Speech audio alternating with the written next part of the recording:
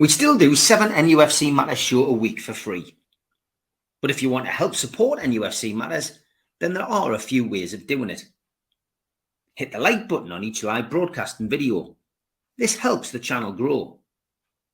Hit the subscribe button and select the all notifications bell so you don't miss a single show. If you want to help us financially, then you can join the channel using this button with the membership starting at $1.99 a month. Or you can drop us a donation in the chat using a super sticker. We're also looking for sponsors. If you'd like your brand advertised on the flyers for the show and featured during the ad break, then email John at nufcmatters.com to arrange today.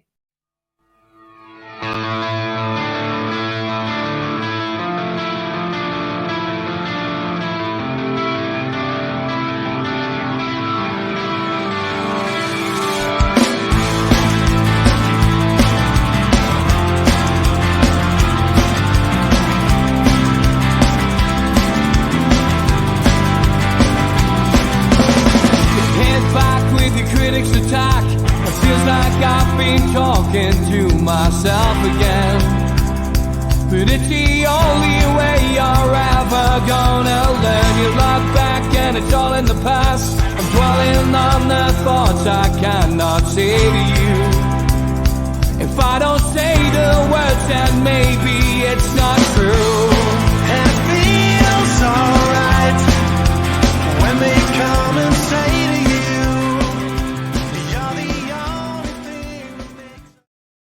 Hi, welcome along to NUFC Matters. It is another Those Were the Days with George. And George, what year are we going back to today? 2007, 2008. Brilliant stuff, George. Over to you. Okay, not one of our better years, but you'll see how it unfolds anyway. As always, I like to look back at what else was happening in the world other than just football. And if you're a film buff, a cinema goer, the top films of the day were Hot Fuzz, The Most Hated Family in America, No Country for Old Men. Now that's the one I've seen and I quite enjoyed. Actually, I wasn't sure about it. And Sweeney Todd, The Demon Barber, Fleet Street, and 310 to Yuma, which was a cowboy. A modern cowboy, which I quite enjoyed. So that was the film scores. On the music side, well, there's some good music. Leona Lewis was top with A Moment Like This. Mika with Grace Kelly. Kaiser Chiefs with Ruby. Take That, Shine. Walk This Way, Sugar Babes versus Girls Aloud. And I'm Going to Be 5,500 miles. That's the Proclaimers, Ian, doing the 500-mile bit. But there was some quite nice music there. So that's what was happening in the world outside of football. In football, Newcastle was, we were, how can I say it in transition in some ways, but we had the full grip of the Ashley regime now. It was in full swing, and there's no doubt about it. It was making a difference. And manager of the season at the start was Sam Allardyce. Chris Moore was chairman for a while. Then Derek Lambias came on, and the coach, of course, was Nigel Pearson and Steve Round. The captain was Alan Smith for a while and Mike Lowen for a while. So it shows the sort of upheaval there was around the place. Unsettling sort of season. But let's get it started and see where we go. As always, at the beginning of the season, lots of friendlies and other things happening. We went to Hartlepool and had a 3-1 win. Went to Carlisle, got a 1-1 draw. Played Celtic and got a 4-1 win. I remember that being. It was quite a tidy game considering.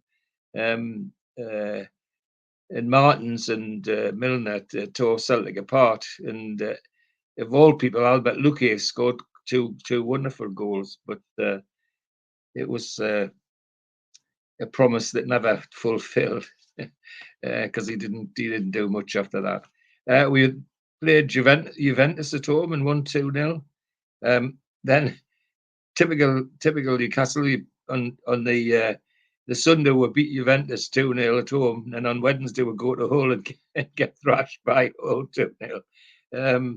Sampdoria came and we beat them, and that took me to the first game of the season, which was Bolton Wanderers at away, and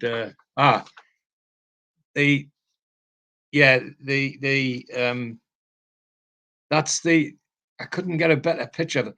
That's the trophy that the Sunderland and Newcastle play for, the Earl of Durham and the Duke of Northumberland, and it's a big charity thing. They don't do it now, but it was in those days. It was quite a big thing. So the first league game is away to Bolton. We go with a expectedly strong team: Harper, Cars, Nzoggia, Rosenthal, Taylor, Butch, Jeremy, Smith, Martins, Viduka, and Milner. And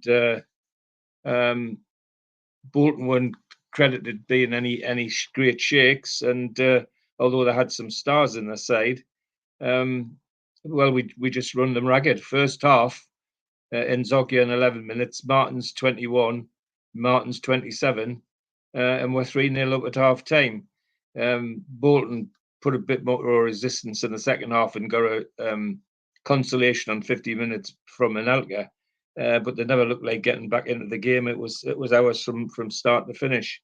And the Bolton team, Jaskalainen, the big Finnish goalkeeper, Andy Farr, of course, who we had, Kevin Nolan, who we went to get to know very well, and Gary Speed, my goodness, and Elka and Davis, a big awkward centre forward. So it weren't a bad side, but it made no impression on Newcastle, I'm afraid. So that was a good start to the season.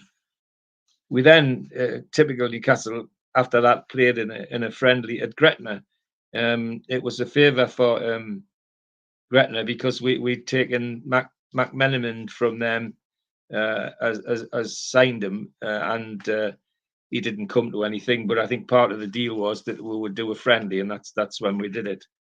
So then we came back home to a home match with Aston Villa, and Obafemi Martins on the front there. Back to St James's Park on the 18th of August.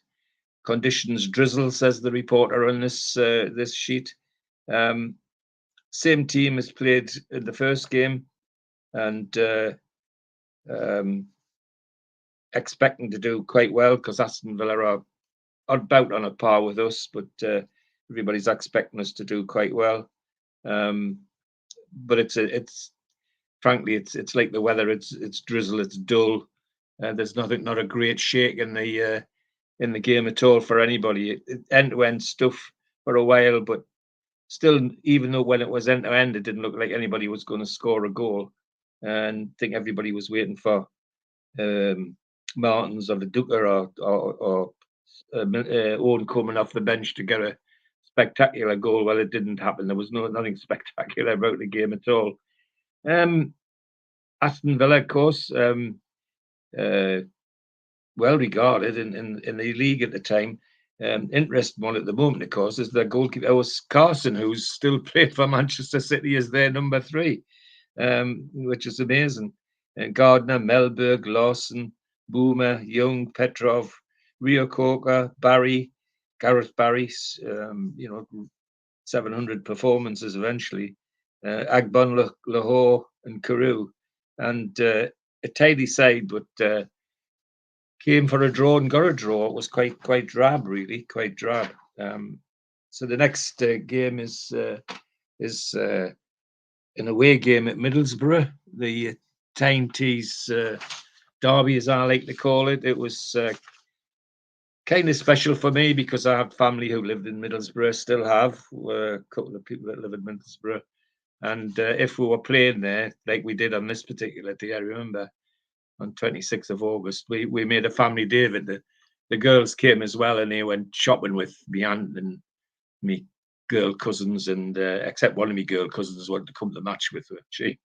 Margaret always was a good football supporter, and we all went to the riverside and enjoyed the game, and it was a good game. And Middlesbrough quite an interesting side because they brought in lots of outsiders. You know, they were Mido, Aliade, Arca was in, George Botang was playing for them. And of course, they'd taken Woodgate, the crowd back down there, and Schwarzer, the goalkeeper, Australian goalkeeper. They were quite an all sort of nationality side. Good game, end-to-end stuff. 22 minutes, and Charles Nzogio put one up. 28 minutes, Maido equalised. And on 77, Mark Viduka scored one of his rare, brilliant goals at Middlesbrough, lobbing the goalkeeper from about 25 yards. And it looked like we're going to get 2-1. But then that man, Julio Arca, who wherever he played, always seemed to stick a knife in Newcastle United, and he did in this one. He scored the equaliser on 80 minutes, and that was the end of that. We were never going to get another goal because they just shut up shop after that. And so we still we got a decent draw. The next game is home game against Barnsley, and they not a side we should normally be thinking that we were going to beat, because Barnsley were in the Premiership, but they were hanging on by the skin of their teeth the previous season, and nobody was giving them any. None of the critics, anyway. None of the critics were saying that Barnsley were going to be something to worry about. And as it turned out, that's what it was like. We was a Wednesday night match, I remember, and the conditions, according to the reporter, were unimpeded. I think what he was trying to say was, apart from trying to defend, Barnsley were never in the match. Newcastle really did take it to them, but we couldn't hit the net. First half was really frustrating. I think we hit every bit of woodwork and the goal, and quite a few bits behind it as well, and went in at 0-0.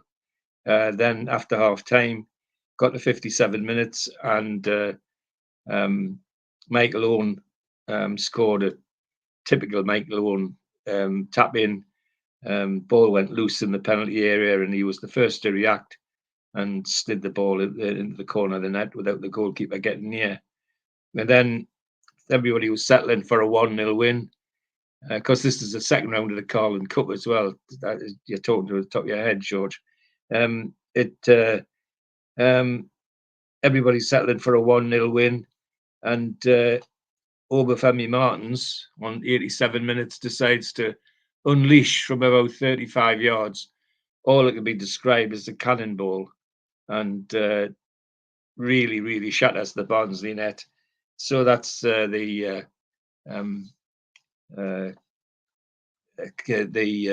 Carling Cup sorted in that round. But not a game that was really highlighted. As I say, if it hadn't been for Obafemi Martins' Thunderball, it would have been a game which people would have very quickly forgotten. And next game is home game against Wigan, and again another team we should be beaten, and everybody expects to beat on the Saturday. And conditions, says the reporter, initially frustrating, ultimately euphoric. I think Yes, well, you can see why he says it like that. It was a miserable game. There's no doubt about it. Wigan came to get a draw and just made life difficult, and nearly succeeded. But we hammered away. Nobody could hit the net. Team was unchanged again. Harper, Taylor, Rosenthal, Kappa was in the defence, and Nzogua, Smith, Jeremy, Butt, Milner, Owen, and Viduka substitutes. Amiobi was a substitute, given Edgar and Patterson. Wigan, some good old players in Kirkland, Melchiot, Grundfist, Titus Bramble, of course, who we know, Gilban, who played for our neighbours, Brown, Shana, Kumas, Sibierski, a name we know, and Heskey. So not a bad side, but mostly the star players were on their way down rather than on their way up. But they frustrated. The commentator says ultimately euphoric. Well, that refers to the fact that we won 1-0, and with almost the last kick of the ball, Michael Owen from nowhere outside the penalty area slotted in a 1-0 win, and that was the end of that. There was never any way Wigan were going to come back at that stage, but it was.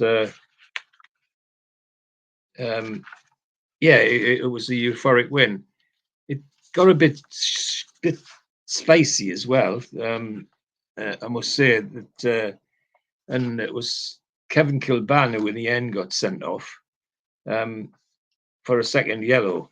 Why he was having a kick at Nzogua, I think probably because Nzogua was turning him inside out. But eventually the second kick ended up with him getting the red card. So 1-0 win, miserable win, but a win nonetheless, and keeping him the right side of the league. And the next game is an away game at Derby County, at Pride Park. The reporter says the conditions were deflating. Well, I think that's more to do with the game than anything, because we weren't ever in. We should have been getting something out of this, but we didn't. We never looked like we would. Unchanged team as well. It was a strong team that seemed to be doing well. Derby, well, they're some good players, but not sort of team that should have been turning us over. But they did. Bywater, Mears, Leacock, Davis, Griffin. Griffin, name we know, Teal, Oakley, Pearson, Lewis, Howard, and Miller. Miller and Lewis, two dangerous forwards, and give us a lot of hassle during this game. There's no surprise on 39 minutes when Miller slotted in a ball from a corner, and that was that. We never even looked like we were going to get into this game. It was quite sad, really. But at least it wasn't a hammering. But it was disappointing, because we really were thinking that we might get something out of the game, and it was disappointing to get up, not just get nothing, but to play so badly. And the next game is West Ham United at home, and Sunday game. And reporter says the conditions were surprisingly pleasant. Well, I think that's more to do with the game than the weather, because it was a pleasant game. I remember it quite well. We played well. They played some good football, and we got off to a good start. Viduka in 2 minutes scored, and then just before half time, Viduka again. But in between, on 32 minutes, Dean Ashton scored for West Ham rather. Tragic centre forward Ashton. He should have played for England for a long time, but injury made a mess of that, I'm afraid. And which was quite sad. But we were in charge of this game. It never looked like anything going to happen other than a Newcastle win. So we go in at half time 2-1. We play equally well in the second half. Nzogyo on 76 scores another and makes it 3-1, makes it really comfortable. And never looked like losing it, and West Ham never looked like they were going to be that much in it. Got a bit spicy towards the end, and some of the names that got booked will be familiar: Bowyer, Cole, Mullins, and Jeremy for us. His was for a retaliation, I think, if I remember rightly. And West Ham's team, not a bad team. Green, who was being touted as England goalkeeper, Neil Upson, Ferdinand, McCartney, Bowyer, Noble, Mullins, Etherington, Cole, and Ashton. And we had some changes. Harper was in goal still. Hebi Bai was in right back. Kakapa was in centre of defence. Rosenthal. And then you had Smith, Jeremy, and Zogya, Butt, Milner, Owen, and Viduka. So quite two decent sides, playing some good football, but only one result was ever going to happen, and that was a Newcastle win, which was nice, refreshing. And we played very well as well. Next is the Carling Cup again. Third round at the Emirates against Arsenal. Dry, mild night, it says. Well, dry, mild on the pitch as well, because we really give this a go. We really defended like our lives depended upon it, and went in at 0-0 at half time. And I think most commentators thought that that's how it would end up. But Arsenal had a centre forward called Bentner, and he just suddenly woke up towards the end, and on 83 minutes made it 1-0. Then he set up Danielson for a second on 89, the last kick of the game, to make it 2-0. So that was us well and truly out of the Carling Cup at the third round stage. But the manner of the defeat was more important than the actual defeat. We didn't go and get slaughtered by Arsenal, because they were beating everybody at the time, and we played quite well. Just at the very death, we switched off and paid the ultimate price.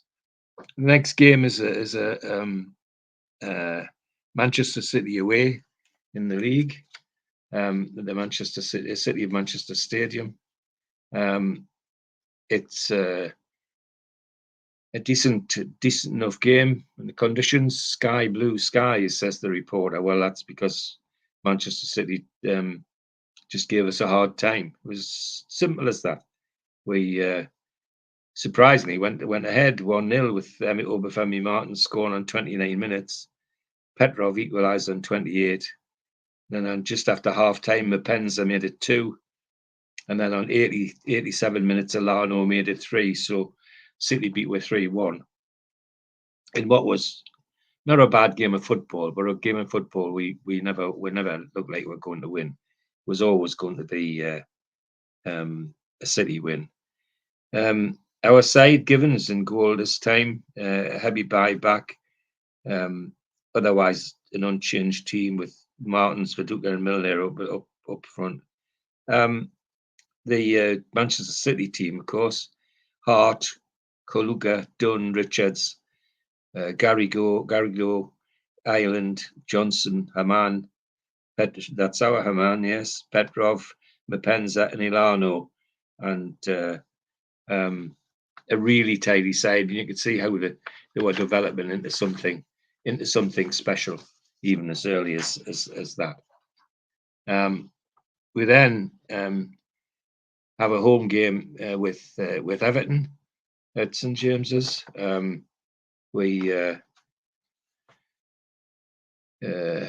They're about equal with us, but they're mid-table like we are, and everybody's expecting it to be a close game, and that's exactly what it was. It was a decent game, decent football.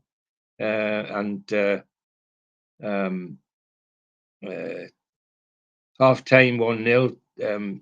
Just before half time, Nicky Butt scores from a scramble goal from a corner, so we go in 1-0 at half time. We then try and give it away. Johnson scores for Everton on 53, and then Emre, our Turkish international, scores on 86, and we think, well, good, that's secure. Well, it wasn't, because there was a scramble in the goal and the ball bounced off the back of Shea Given's shoulder and into the net. So they got on 90 minutes plus 2 in injury time, an own goal from Shea Given, just as the last kick of the game, Michael Owen made it 3-2. So it was some weird goals, but also some decent football. Our team slightly changed.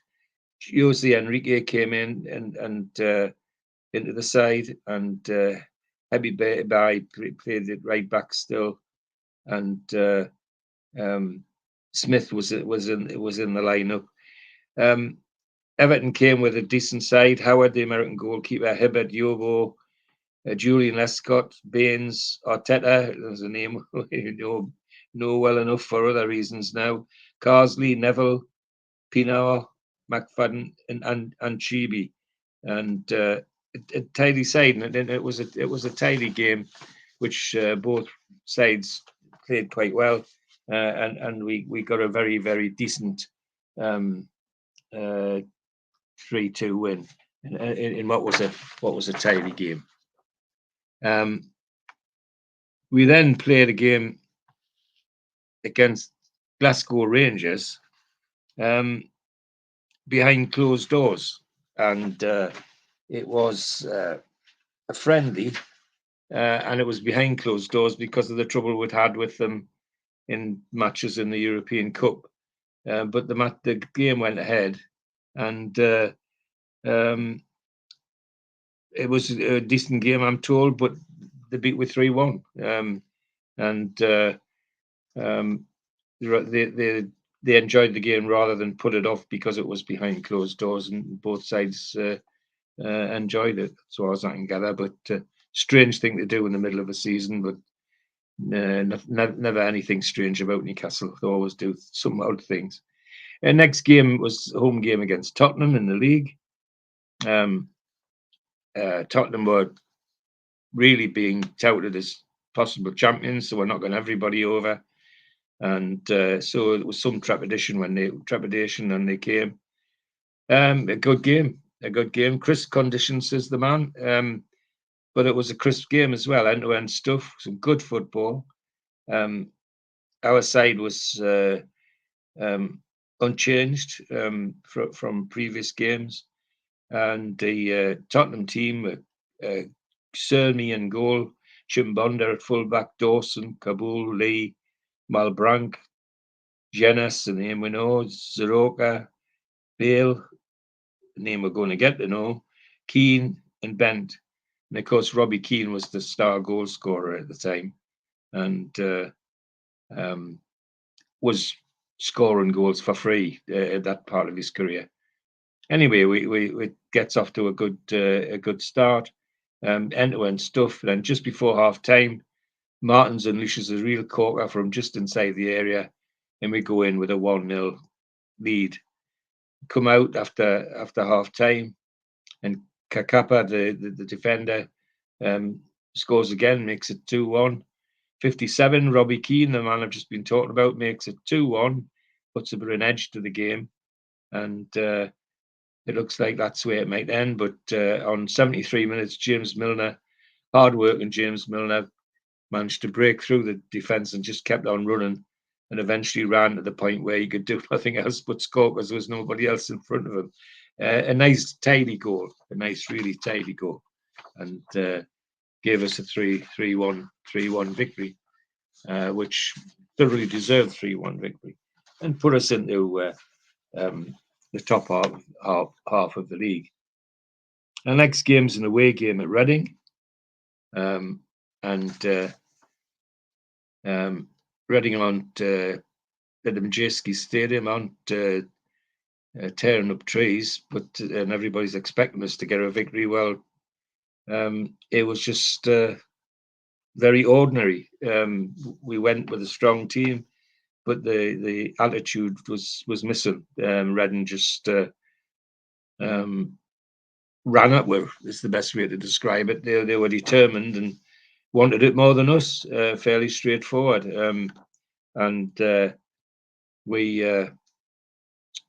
We held 0-0 at half time. People thought, well, they'll wake up in the second half. Well, they didn't. It was Reading that woke up, and Paul Kitson, who used to play for us, 53 minutes made it 1-0, and then a freak goal on 76 minutes in their penalty area, and we get back into the game at 1-1. Dewberry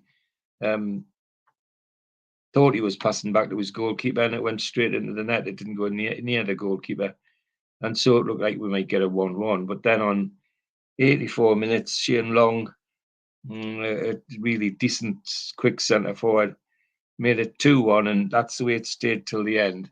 A game we should have won. Everybody expected we'd win, but we didn't. Such is life with Newcastle United. So our next game is a home game against Portsmouth,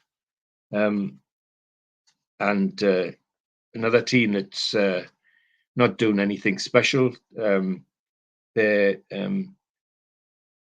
kicking around between the middle and the bottom of the league. We should be expecting to beat this side without any bother at all. Well, conditions, says the report, are calamitous. Well, that gives you a hint as to what is about to happen. We just got off to a disastrous start. 8 minutes, Parmarot scored for Portsmouth. Benjani scored for Portsmouth.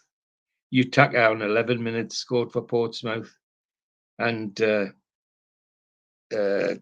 Campbell, the big centre half, Sol Campbell, scored an own goal for them rather.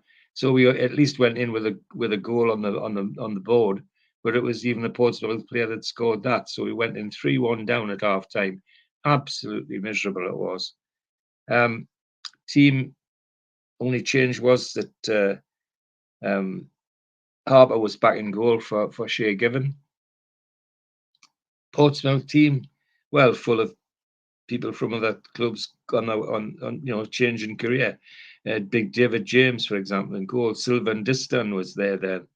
Sol Campbell, Johnson Davis, Muntari, Diop, Utaka Cranjaw, and Banjani. All players, decent players in that day, but really on their way out. It wasn't a team that should have turned us over 4-1 at St James's Park, but they did. And as I say, that's life as a Magpie. Next game is away derby with the Mackhams, and one which, of course, everybody looks forward to, and it's even this one, which is both teams doing nothing in the league really at the moment. Us sitting about middle, the Mackhams below middle. So it looks like an even Steven game, and so it proves. It's end-to-end stuff as you expect in a Tyne derby, and lots of passion, but not many goals. But then on 52 minutes, Higginbottom for Sunderland makes it 1-0 with a cracker of a goal from a corner, bullet header, and we're up against it. Doesn't look like we're going to get into this game, but they do eventually pick up a bit of pace and start to bother Sunderland. And on 65 minutes, James Milner outruns the left side of the Sunderland defence to slot the ball in and make it 1-1. Interesting, the team is Harper, Taylor, Fye, Rosenthal, Inzogio, Milner, Smith, Barton in the team now. Emery, Owen, and Viduka. Sunderland team: Gordon, McShane, Nosworthy, Higginbottom, Hart, Edwards, Ledbetter, Etu, and Wallace, Chopra, Michael Chopra, and Jones. So two fairly even sides, but a game we really, another game we really should have won. It was there for the taking, and we just didn't. So the effort was there. Is the nice thing. I mean, that's always a nice thing to say. You go to a derby game, if you don't get effort, you get slaughtered. Well, at least they put the effort in, and that was really nice. And we're now coming back home to a game against Liverpool, and they're certainly one of the teams that's been tipped for the championship, for the title, and they well, it just was one of those games we weren't expecting to get nothing because of the way they were playing, and that's what we got. Conditions, says the reporter, wretched. Well, they were, because we weren't. Again, a game we were never in. In fact, I remember in the Gallagher corner, the feeling was in some of the seats that some of them didn't have the heart in it. Well, it didn't look like it. Liverpool really just turned over. First half went in 1-0 at half time with Gerrard scoring a superb goal. Kite scored just after half time, and on 66 minutes, Babel made it 3-0. And we never even looked like we're going to get into the game. And we got a bit upset with Butt, By, and Smith all getting booked. And Sissoko getting booked for them. But a 3-0, easy 3-0 win for Liverpool against us, which is always disappointing. Next game is a away game at Blackburn at Ewood Park, Blackburn Rovers. A game against a side not predicted to do anything, but there for the taking is the pundits' view. Well, yeah, they must have forgot to tell Newcastle, because it's another game where we really didn't get into, even though we took a lead. Headed for 0-0 at half time, and everybody thought, well, they'll wake up second half. Well, straight after half time, 47 minutes, Martin scored a superb goal. But then on 54 minutes, Bentley scored. 67 Bentley again. And then on 90 minutes, Karogmu, the last kick of the game, almost made it 3-1, which didn't flatter Blackburners, to be honest. That's how much command they had of the game. And our side unchanged, except Given was in for Harper. Given, By, Rosenthal, Fay, and Zogbia, Jeremy, Butt, Barton, Martin, Smith, and Milner. The Blackburn team, interesting names: Friedel, Brad Friedel, the goalkeeper; Emerton, Zamba, big centre back; Warnock, who's better known for lots of things nowadays, but Bentley was a very, very talented player. Did well for Blackburn. If he'd done well with other places he might have played for England longer, but never mind. He certainly turned it on for Blackburn. Dunn, Santa Cruz, and McCarthy make up the Blackburn side. But 3-1 win to them, and a well-deserved 3-1 win. They never looked like losing the game, and made us well, on the day, it was second best. That's what we were. We didn't deserve anything other than second best. We're then home to an Arsenal side that's another team that's threatening to win the league. they come with their all-star team, and the names, Alamunia in goal, Zanga, Toure, Gallas, Clichy, Eboué, Diarra, Silva, Rusicki, Adebayor, and Eduardo. Really talented side, and looking like they're going to do something special. We've got same side given by Taylor, Rosenthal, and Zogio, Milne, and Barton, but Jeremy, Martins, and Smith, and we play well. We play well against Arsenal. They're playing well, and looks a bit ominous because in 4 minutes when Adebayor sails through our defence and makes it 1-0, and that's how it stays till half time. And we're looking to stretch Arsenal a bit, and certainly they give it a go.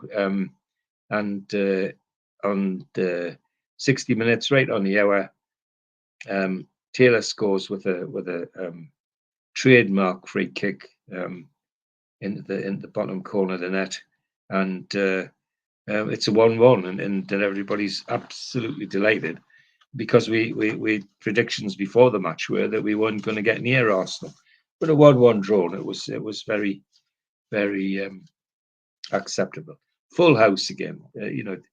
That's the other thing, is the crowd's supporting the team very well at this juncture.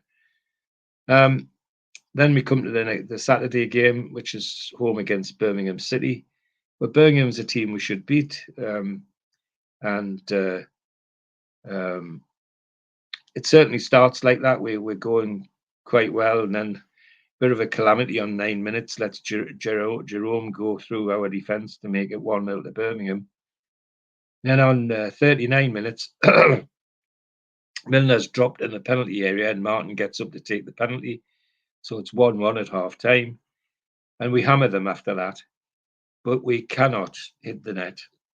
Every bit of woodwork, and some behind the goal, getting peppered all the time. Then suddenly, right at the death, 91 minutes, 1 minute into injury time, Bai scores one of his rare goals for Newcastle. Very quick player at full-back, and he ran onto a through ball and just slotted it in as Birmingham stood and watched it all happen. But a 2-1 win, which very nicely takes us above the middle of the table, takes a bit of pressure off.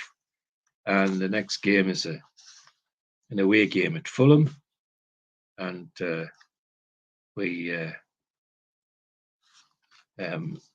everybody's hoping that we should try and do something at this one, because Fulham aren't great shakes. They're okay at Creighton Cottage, but not in a position where they're going to be winning things. Anyway, go we do, and yes, we do have a go. It's 0-0 at half time, but goodness knows how it is 0-0, because we've done everything but hit the net. And then looks like it's going to go to a 0-0 draw at the end. But then on last minute of the extra time, Martins is upended in the penalty area, and Joey Barton steps up and takes the pen to make it 1-0 to Newcastle, which is what we expected. Just it was a lot more hard work than people expected, I think. Fulham team, Niemi, Ozimusi, Hughes, Stefanovic, Buchanan, Davis, Murphy, Davis, Busa, Healy, and Dempsey. Decent side, but we took the points deservedly, not decent enough to upset us. And the next game is the home game against Derby County, and this is the pre-Christmas game, and it's wet. Conditions described by the reporter as porous. I think he's maybe been referring to our defence as well, of course. A decent game. Two sides trying their hardest. 6 minutes, Barnes puts Derby in the lead. 27, Viduka makes it 1-1. So they go in 1-1 at half time. Straight after half time, James Miller, the dangerous forward of Derby's, makes it 2-1, and everybody thinks, well, that's it, because we're now struggling. And struggle we were. But typical Newcastle, right at the death, right at almost the last minute, Mark Viduka gets a good dribble going, plays a 1-2 with Joey Barton, and then slots it in to make it 2-2. So we get a very a decent draw in the end, but a game that really we should have won. But 2-2 draw keeps us in the middle of the table. Next game is away game at Wigan Athletic. Another team that's not doing anything. We really should be beating the likes of Wigan. But they, as usual, they dig in and give us as hard a game as you could expect. And drab at first half, 0-0 at half time. But yeah, there just isn't any spark from the team in this game. I remember it's particularly miserable for me because this is happening on my birthday, 26th of December, and it was just a nothing game, and of course it would end up in the end with a goal by somebody we know very well, Taylor, scoring for Wigan to make it 1-0 to them. And of course they had others in the side like Chris Kirkland in goal, of course, Melchior, Sharna, Bramble, Titus Bramble, Kevin Kilvan, Valencia, who they got from Manchester United, Lazat, Taylor, Bent, Sibierski, who's ours, and Wigan got it and deserved it because we just didn't in the end just didn't turn up. Next game is an away game at Chelsea at Stamford Bridge, and the reporter reports that the conditions were persecuted. Yes, I think he's referring to the fact that it looked like we might get something out of this game and then threw it away at the death. Team unchanged, given by Taylor, Kakapa, Nzogyo, Milner, Butfai, Smith, Duff, and Martins. Chelsea side, Hilario, Belletti, Alex, Benham, Bridge, Essien, Obi, Balak, Wright Phillips, Joe Cole, and Kalu. A tidy side, but they were in the lead 29 minutes through Essien, a decent goal. But just after half time, Nicky Butt scored another of his rare goals and made it 1-1. And everybody thought, well, we're going to get away with this quite nicely. But then some indecision in the defence between Bai and Kakapa let Kalu in, and he virtually walked the goal past Shea Given to give them a 2-1 win. And I think that's why the reporter felt persecuted, because it was a giveaway. It really was a giveaway. It should not have been 2-1. We should have at least got the draw. But hey ho, that's life as a magpie. Next game is a home game against Manchester City, and as always expect a good game with City, and their talented side beginning to grow, and even then starting to see the shoots of good football. And we're unchanged, given by Taylor, Kakaba, Zogya, Milner, Butfai, Duff, Viduka, and Martins. And they come with Hart, Ouna, Richards, Dunn, Ball, Ireland, Haman, Ilano, Kaluka, Petrov, and Vassell. A tidy side. And 38 minutes, Ilano goes in at the corner and places the ball nicely inside post. And we fight back in the second half, but can't hit the net. And Gelson, substitute, comes on and scores. Gelson Fernandez scores, comes on for Ireland and scores. Just after he comes on, he's on in 75 minutes and he scores on 76, which is a bit galling.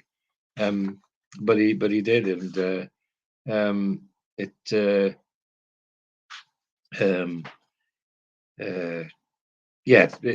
deserved winners, Manchester City. It was the chant of the night, which is worth remembering, was Joey Barton, can you hear us in your cell? Because this is just after Joey Barton was jailed, of course, for his violence against people in Liverpool, which hotly disputed. And I have to say, I think he had a case, but because a couple of months later, Steven Gerrard did exactly the same and didn't even get a caution. However, that's such is life. Such is life. FA Cup third round is next at the Britannia Stadium. Stoke City versus Newcastle. Half-time 0-0, and not an exciting cup tie at all. Far from it. Second half, we certainly put a bit more effort in, with thanks of Nzogia and Duff causing Stoke a lot of problems, but not enough. It ended up 0-0 as it had the first half, pretty miserable. Having said that, fairness to the players, it was a lashing down. It really was one of the wettest nights of the year. Stoke team: Simonson, Wilkinson, Shaw, Cross, Court, Dickinson, Lawrence, Eustace, Pugh, Cresswell, Seaby, and Fuller. A tidy side, but they could have scored. Neither could we. So it was a replay. It was inevitable. And we come back to an away game against Manchester United. Always viewed with some trepidation to go to Old Trafford. Never an easy thing to do. And, well, we were right to be filled with trepidation for this one, because we went and we did in my view, we did the worst thing you could do. We went half-hearted. We didn't really give it a go. We didn't really defend. It was just a nothing game. What the tactics were, goodness only knows. I hope the manager knew, because I don't think anybody else could guess. But it was just first half miserable. It was lucky that we got in the 0-0, because they had only 9 chances to score.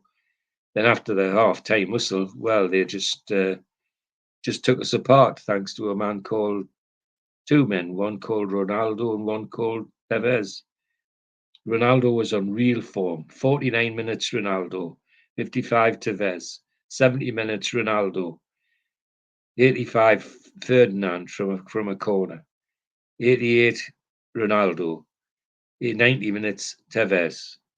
6-0, and a game which not a solitary person in the black and white shirt could come out with any sort of credit at all. It really was a hammering of the worst kind, and largely because we, as I say, it looked, I mean, like we went half-hearted. And to put the tin hat on, of course, Alan Smith was playing against his old side, and managed to get himself sent off for dissent against the referee. Don't know what he was complaining about, because we were never in it. Anyway, we have to pick ourselves up and come back for a cup replay with Stoke at St James's on the Wednesday, and we do. And hardly to recognise the same team, because it is the same team that played Manchester United. Whatever they did and whatever that was said, it had an effect, because they just took Stoke apart from the kickoff. 8 minutes on, scored. 31 minutes, Kakapa made it 2-0. Went in at half-time at 2-0. 68 minutes, Milner scored. 76 minutes, Duff scored 4-0. And but for a freak from Lawrence, the Stoke forward, who used to play for the Mackhams, of course, they got that consolation on 89. It ended 4-1, and complete contrast to the Manchester United game. We really did look like we wanted to win this one, whereas the Manchester United one, it was some doubt about whether we should have been there at all. And so there's the progress in the cup. Now we're headed towards Bolton Wanderers at home, and we should be beating Bolton Wanderers at home. But that's what we said when we went away at the beginning of the season, and we did. And the sides are almost identical as it happens for this game. And dry, chilly night, but chilly football on the pitch. 0-0 written all over it from the beginning to the end. Not even any great chances I could describe here, because there weren't any. It really was the typical 0-0 that drives you bonkers, because you wonder where they've been doing, what sort of football they've been playing and training, because none of them looked like that they knew where the net was, and that includes goal scorers like Owen and Zogia, and on their side Davis and Nolan and McCann, and Guthrie, who eventually played for us. Anyway, a drab game. Neither side going to score. Bolton team: Jeskalainen, Steenson, Andy O'Brien, name we know, Malachik, Gardner, Joey O'Brien, Nolan, Kevin, McCann, Guthrie, Davis and Taylor, and just a nothing game, 0-0, and nothing gonna come. That's for sure. And so we now face an away FA Cup fourth round at Highbury. Sorry, at Emirates Stadium. I'm giving me age away now. At Highbury, at Emirates Stadium, and conditions, says the reporter, unseasonably mild. Well, they may have been, but not if you're a Newcastle fan and wanting to see them progress in the cup. First half's not bad. We give as good as we get, and we go in 0-0.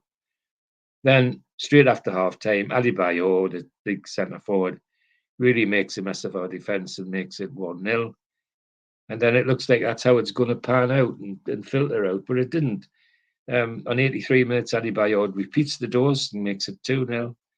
And then an own goal from a corner by Nicky Butt off the back of his thigh, his backside, 3-0 to Arsenal, and that's us well and truly out of the FA Cup. First half was, at least we tried. Second half, well, Arsenal didn't even let we try. They just took the game off with. So straightforward as that. Next game is the home return derby with Middlesbrough. It's a Sunday game and 1:30 kickoff. Quite a bright day, is my memory. And as we did the reverse fixture, the people in my family that live in Middlesbrough come up and have the weekend at my mother's. So my mother's got a house full with people sleeping wherever they can. But really enjoying themselves like the family always did. Football was a good excuse to do lots of things, actually. Quite a lot of it involved alcohol. But nevertheless, a great weekend. But the game, well, it wasn't a bad game, but we should have won and didn't. That's the frustrating thing. We got 0-0 at half time. 60 minutes, Michael Owen scored a peach of a goal to make it 1-0, and everybody thought, well, that's it. And it looked like that's where it was going to the end. And then from a corner, their big centre half, Huth, big German lad, headed the ball in and made it 1-1. And much to the misery of the Gallagher, of course. But at least it wasn't a defeat. And so some of it in the first half was quite tidy, except no goals. And at this point, George, as well, of course, we've got we had the managerial change, didn't we? We had Yes. Sam Allardyce had just gone, and I think it was the 16th of January that it was an amazing announcement as far as Newcastle fans were concerned that Kevin Keegan will be coming back to the club for a third time. That's right, and it reflects on the fact that, if I could say it, that our team, he suddenly has the footballers back in the team, like Emery and Barton and Duff and Zoggia, where Allardyce was playing so defensively, it was awful, and so yes, but Middlesbrough came with that international squad: Schwarzer, Young, Wheater, Huth, Portuguese, O'Neill, Rummenbach, Catamol, Arca, Downing, and Ali Dier. A good game, but in the end, a 1-1 was a fair result. Fair result. The next game is an away game at Aston Villa, and Villa in the middle of the table shouldn't really be that much trouble to us, but it looked like it was going to go our way. 4 minutes, Michael Owen scores, and everybody thinks, well, we're on the right track. Then straight after half-time, Boomer scores for Villa and equalises. And then the big centre-forward, Carew, just takes the game off with 51 minutes, 72 minutes, and 90 minutes. He scores a hat-trick, and we go home 4-1 losers, which was quite sad. That wasn't expected at all. Again, the changes to the team reflect, I think, the manager, given Carr, Taylor, Kapkaka, by Barton, Butt, Milner, Duff, Smith, and Owen, and Josie and Enrique on the bench. But 4-1 loss was quite deflating. It was not what people had expected and hoped for, but we did. So we then come home to Manchester United, a home game against Manchester United. Bear in mind what they did to us at Old Trafford. And everybody's thinking, well, why don't we just give it a go and see what happens? Well, the conditions the reporter describes as shell-shocked, and shell-shocked we were. Manchester just took one apart again.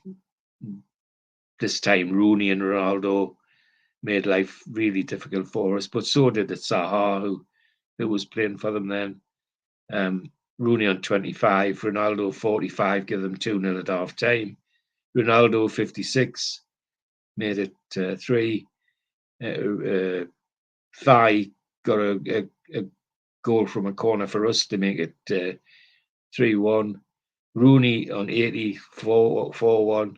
And Zaha right at the last kick of the death, 5-1. So another really trouncing from Manchester United. At least said soonest mended, I think is the best way to describe it. We're now heading towards a home game against Blackburn Rovers in the hope that we can recover, because we're now sliding with these defeats and very bad goal difference down below the middle of the league, and starting to look over our shoulder a bit. Unchanged team despite the heavy defeat. Blackburn come with a talented mixture of players: Friedel, Oye, Samba, Kiyashvili, Warnock, Everton, Bentley, Reid, Pedersen, Santa Cruz, and McCarthy. And tidy game. Both sides trying to play football, and looks like it's going to peter out to 0-0 as it did in the first half. And lo and behold, Derbyshire playing for Blackburn coming on as substitute for Everton, scores a fantastic goal, and there's not even enough time to kick off again. It's so near the end of the game, and we lose 1-0. And again, sliding in the wrong direction to the bottom of the league. Next game is a away game to Liverpool. Now, there's lots of places you don't want to go after you've lost at home. Now, it's suggested Anfield's one of them, but we went and we half the team. Honestly, it's another one of those games where you wondered what's in the team in mind of some of these players, because half didn't look as though they were even interested. Michael Owen against his own team, I have to say, was just non-existent. But that figured in a number of his other games he played for Newcastle United. We nearly get to half time and think, well, it's going to be 0-0. And all of a sudden, Jermaine Pennant sticks one in, 43 minutes. 45 minutes, Torres scores a second. And from looking at like 0-0 at half time, we go in 2-0 down. Straight after half time, Gerrard scores a peach of a goal, and it's 3-0. From then on, we're hanging on for grim death. They're just not get another shellacking off Liverpool, considering we'd had 2 recent from Manchester United. And they managed to survive to the final whistle still on 3-0. But a 3-0 thrashing in any stretch the imagination. We really were not in that game at all. And so we now have to an away game against Birmingham City at St Andrews. Everybody's hoping that we'll recover something in this game, as they're no great shakes. And it looks sad at the beginning. We don't play very well in the first half, and McFadden scores for them in 33 minutes. And we think, well, what's going to happen after the second half? But second half, Newcastle come out a different side, and there are people who seem to care and trying, and particularly Jose Enrique and Barton and Martins were putting themselves about. And then from a Martins blockbuster against Malik Taylor, the Birmingham goalkeeper, it rebounded, and who was there but Jackie on the spot, Michael Owen, and made it scored the equaliser. So we came on with a draw against Birmingham, which at least stopped the slide. But we're still in an uncomfortable position, heading in the wrong direction in the Premiership. We then coming home to a game against Fulham, a side we should beat, and we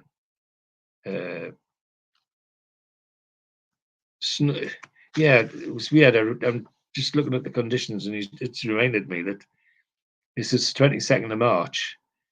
It started off with sunshine, and halfway through the first half, it was snowing. There were snow flurries floating about the ground all the time. It was quite odd throughout the day, that particular day. Anyway, we're playing quite well. Fulham not really in it. And on 6 minutes, no surprise, even that early, when Mark Viduka scores for Newcastle, gives us a 1-0 lead. And everybody's thinking, well, come on, let's push on, lads, and get a few more. Well, it doesn't happen like that. Lots of tries, lots of woodwork rattled, but nothing really to shout home about in terms of goals.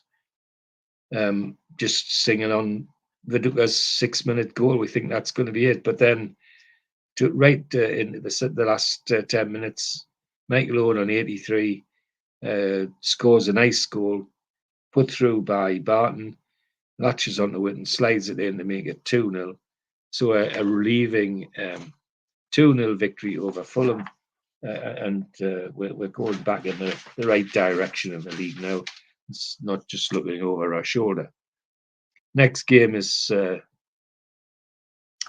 is at White Hart Lane against Tottenham Hotspur, and a game which the pundits don't give us much hope for because of our particular away form and overall form, really. But it looks like we've given it up. 26 minutes, Darren Bent scores a goal for Tottenham. Then just on the last kick of the half, 45 minutes, Nicky Butt makes it 1-1. Come out after the second half, and Newcastle go balmy. Start playing some really, really attractive football. Lots of interpassing between Owen and Martins and Viduka, really turning Spurs dizzy. And it's no surprise when on 52 minutes, Jeremy puts us in the lead. 65 minutes, Owen makes it 3. And then 83 minutes, Obafemi Martin, with a blinding goal, makes it 4. I always think this is one of Obafemi Martin's best games for Newcastle, as he was outstanding that day. And this was a 4-1 win where we weren't expected to get anything out of it, and yet we took it with ease. And Spurs team, Robinson, Hutton, Dawson, Woodgate, O'Hara, Huddleston, Zakora, Malbrank, Keane, Berbatov, and Bent. And it's surprising, but a very welcome 4-1 win for Newcastle. And we're back home to a home game against Reading, the return game against Reading, who are sitting very near the bottom. We really should be beating Reading, and it's 3 o'clock on a Saturday. Nice, fine afternoon, and it's just kicks off. We go at hell for leather. It's quite clear we're after this game. The pace is up, and within 18 minutes, Obafemi Martin scores a beautiful goal to make it 1-0. Only a typical poacher's goal or a corner to make it 2-0 at half time. And then Reading give it a bit of a go after half time, but can't keep it up. And then on 58 minutes, Mark Viduka slides in a very, very tidy third to make it a comfortable 3-0 win for Newcastle United. Reading, decent side, but got names we know: Doyle, Kitson, Hunt, Cisse, Harper, Roster, Shorey, Beatty, Igmarson, and Rosinia and Hanneman. And a really good victory for Newcastle. It never looked like losing anything on that at all. And now back to an away game with Portsmouth. Now they turned us over good and proper at St James's Park, and everybody's hoping that we might return the favour. Well, we do give it a go, but we don't return the favour because we can do everything except hit the back of the net, which is something you've heard as Loris say a lot about in this season. It just isn't going to happen the way they're playing. And when they do get near, there's just no luck. It hits the woodwork or it rebounds off another player. Our team: Harper, By, TLFI, Enrique, Barton, Butt, Jeremy, Owen, Viduka, and Martins. And Portsmouth: James, Johnson, Campbell, Diston, Hiriderson, Diop, Davis, Muntari, Kranjar, Defoe, and Carnu. A lot of talented players there. Carnu particularly, a very talented ball player, and given us plenty to think about. But still, even he not able to put the ball in the back of the net. 0-0 at half time. After the second half starts, it's clear from the off that this is going nowhere, and it's going to end up 0-0. And it does. We should have won, and yet we didn't get anywhere near. And we come home to the return derby game with the Mackems at St James's. Sunday, 1:30 kickoff. A good game, typical derby. Owen scores a peach of a goal on 4 minutes to give a 1-0 lead. And then on 45 minutes, we get a penalty because Martins is brought down very clumsily by Higginbottom in the Sunderland defence, and Owen steps up and takes that and makes it 2-0 at half time. Second half, the Mackens have a go, and we just seem happy to have the 2-0. And that's how it ends. End-to-end stuff. Full house, goes without saying, and a good victory that takes us back up to certainly the middle of the table at least. And we're now away to West Ham United, with teams playing good football. Team playing good football in this game. It's a spice of a game in the first half. Noble on 10 minutes. Ashton on 23. Looks like West Ham are going to run away with it. Then Martins on 42 and McCartney own goal on 45. And we go in 2-2 at half time. Last thing everybody thought would be, but they did. And second half, nobody going to score. And we end up with a 2-2 draw, which is quite a respectable result considering our previous form at West Ham, and sits with us firmly in the middle of the table. We're now at home game with Chelsea. It's a one we hope we might get something out of, considering how well we played there. But no, we don't. It's a Chelsea that's on form, a Chelsea that's nearer the top of the league than we are, and they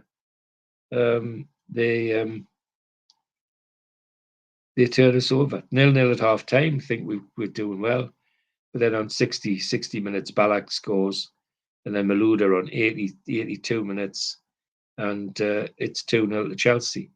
Never looked at it. We're even going to win, be in this one, but nevertheless, 2-0 better than it could have been a shellacking. It wasn't. And we're now away to the last game of the season to Goodison Park, to Everton. And we go and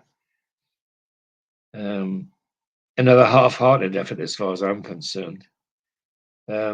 We let a goal in by Yakubu on 28 minutes, so we go in 1-0 at half time. Then we get hope just after half time when Andy Carroll's brought down in the penalty area by Julian Lescott, and Owen takes the penalty on 47 minutes, and it's 1-1. But then Lescott gets a header from a corner. Yakubu scores a second with an 82-minute pen, and Everton run out 3-1 winners, leaving us to reflect on a season which both on and off the pitch had its ups and downs. It was no secret that there were all sorts of things happening off the pitch, with sagas involving so-called directors of football and advisors, and all come and sticking their 50 pence worth into Kevin Keegan, and much to everybody's chagrin, and particularly Kevin's, I think, because you could see he was getting a bit hacked off. In the league, we finished 12th, just below halfway. But you have to look at the stats in another way. Michael Owen was our top goal scorer. How many goals? 13. 13 in a full season. We only scored 40 as a team. You know, some of the teams below us, Birmingham City, they were relegated, scored 46. So, you know, we really were in the doldrums. Tottenham were just above us on 11th, and they scored 66 goals. You know, it really was frustrating, to say the least. And the forerunner to worse to come, I have to say. But the hopes that everybody had about Kevin Keegan, I think, were gone pretty quickly, in my view, because people could see what was happening around him and in the place, and basic rows between him and others in the ground were becoming well known.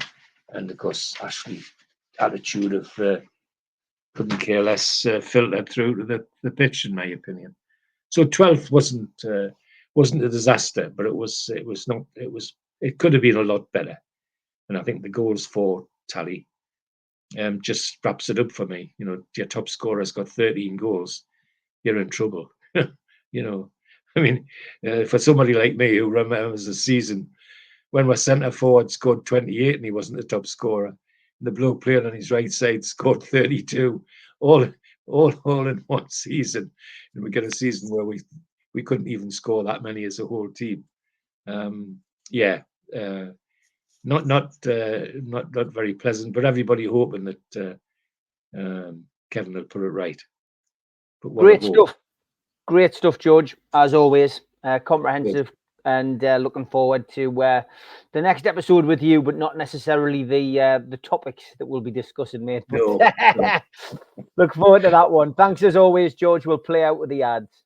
Okay, Steve. Thank you. See you. A big thanks to all our sponsors.